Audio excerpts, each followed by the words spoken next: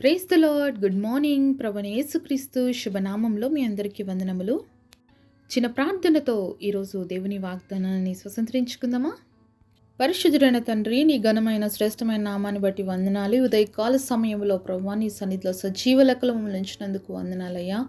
ఈ దినమునకు మాకు అవసరమైనటువంటి మాటలు మాకు దయచేయండి. ఆత్మీయంగా మమ్మల్ని బలపరచండి, స్థిరపరచండి. నీ స్వరాన్ని వినిపింపచేయమని, మాతో మాట్లాడమని యేసు నామములో ప్రార్థిస్తున్నాము తండ్రి. ఆమేన్. ఈరోజు దేవుని వాగ్దానము యెషయా గ్రంథము 40వ అధ్యాయం 31వ వచనం. యెహోవా కొరకు ఎదురుచూచువారు నూతన బలము పొందుదురు. Isaiah chapter 40 verse 31.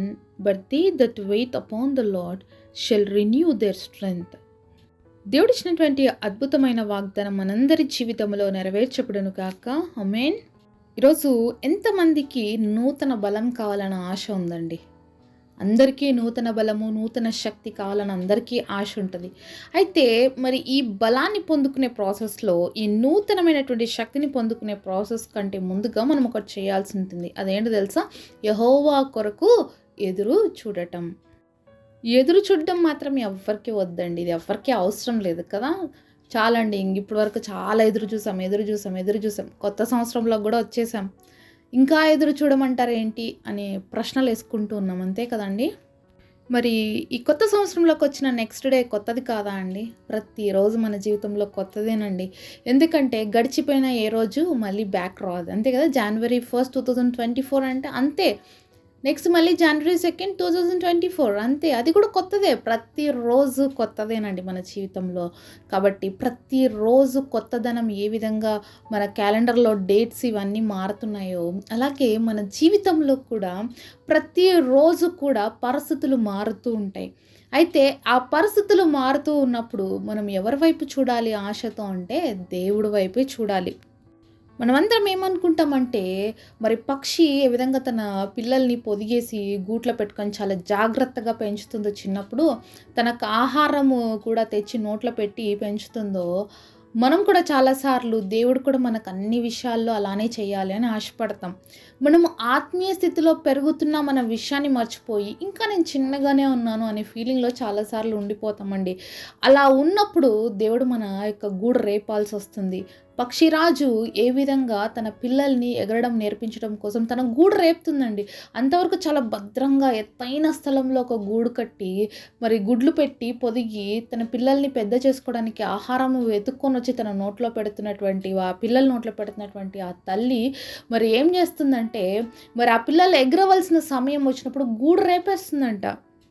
ఆ గూడు రేపుతున్నప్పుడంట పిల్లలు అనుకుంటారంట, అయ్యో మా తల్లికి కొంచెం కూడా ప్రేమ లేదే, కొంచెం కూడా కనికరం లేదే, ఇన్ని రోజులు అనుకున్నాం ఎంత ప్రేమ ఉంది, మా అమ్మ మా కోసం ఎంత కష్టపడి ఆహారం తెచ్చి మా నోట్లలో పెడుతుందని మేము ఎంత ఎంత హ్యాపీగా ఫీల్ అయ్యామో, ఎంత సంతోషించామో, అలాంటిది ఈరోజు మా గూడు రేపేస్తుందా మా తల్లి అని చెప్పేసి ఆ పిల్లలు తిట్టుకుంటూ ఉంటాయేమో.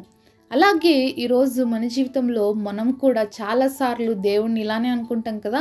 ఎన్నో మేలులు చేస్తాడని యేసుప్రభుని నమ్ముకున్నాము, ఎన్నో అద్భుత కార్యాలు చేస్తారని ఓపికగా ఎదురు చూసాము, అయినా ఇంకా జరగట్లేదు, అయినా ఇంకా చెయ్యట్లేదు అని చెప్పేసి చాలాసార్లు సనిగి గొనిగేవారుగా ఉంటాం. అవునండి, అద్భుతాలు ఆశ్చర్యకారాలు ఒక టైంకి నీకు అవసరమైనప్పుడు దేవుడు అన్నీ చేస్తూ వచ్చాడు.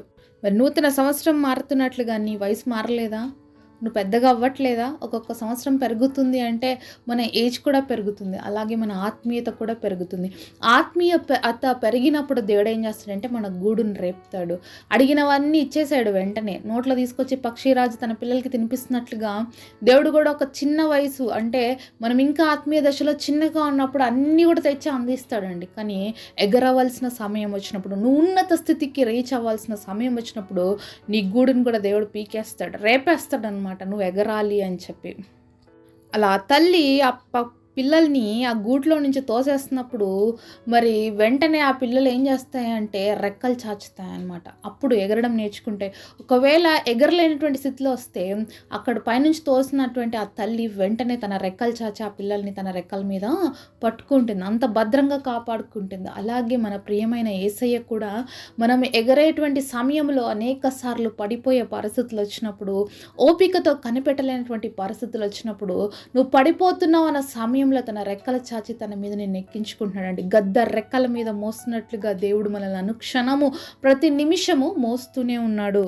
కాబట్టి ఇప్పుడు నీకు ఎగిరే వయసు వచ్చింది కాబట్టి ఎగరడం నేర్చుకోవాలి. మరి ఎగరడం అనేది చిన్న ప్రాసెస్ కాదు. ఓపిగ్గా నేర్చుకోవాలి. ఓపిగ్గా మరి కనిపెడితే తప్ప ఎగరడం అనేది మనకి రాదు. ఎందుకంటే మనం అబ్జర్వ్ చేయాలి. ఏ విధంగా అయితే ఆ పక్షిరాజు పిల్లలు తమ తల్లిని చూస్తుంటే అమ్మ ఎలా ఎగురుతుంది అనేసి, అలాగే అవి ఎగురుతున్నప్పుడు వాటిని గమనిస్తూ నేర్చుకుంటాయి. అంతేకాకుండా ప్రతిరోజు వాటికి ప్రాక్టీస్ చేపిస్తుంటుంది వాళ్ళ తల్లి. అప్పుడు అవి నేర్చుకుంటాయి ఎగరడం. అలాగే ఆత్మీయ జీవితంలో కూడా మనకు కూడా ప్రాక్టీస్ అనేది చాలా అవసరం. ఏం ప్రాక్టీస్ కావాలండి అంటే ఎదురు చూడటం, ఓపిక్గా కనిపెట్టడం. నిజంగా ఇది చాలా కష్టం అండి. చాలా పెయిన్ఫుల్ ప్రాసెస్. చాలా ఈజీ అయితే కాదు. కానీ ఈ ప్రాసెస్లో నువ్వు ఉన్నప్పుడు నూతన బలాన్ని పొందుకుంటావు. ఆ పక్షిరాజు పిల్లలు తన రెక్కలు ఆడించినంతసేపు, అంటే దాన్ని వాడుకోకుండా అలాగే పెట్టినంతసేపు అవి ఎగరలేవు.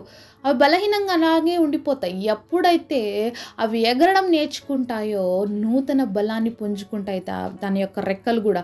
అప్పుడు పైకి ఉన్నత స్థితిలోకి ఎగిరి వెళ్తాయి అన్నమాట. అలాగే నువ్వు కూడా ఆత్మీయ జీవితంలో ఓపిక దేవుడి వైపు చూస్తూ కనిపెట్టినప్పుడు నూతన బలాన్ని పొందుకుంటావు అనమాట. ఈ ఓపిక, ఈ వెయిటింగ్ పీరియడ్ ఏం నేర్పిస్తుందంటే మనకి చాలా విషయాలు నేర్పిస్తుందండి.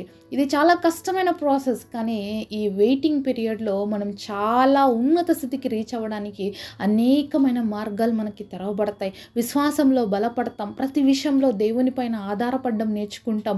పరిస్థితులన్నీ కూడా అంధకారమయంగా కనిపిస్తాయి.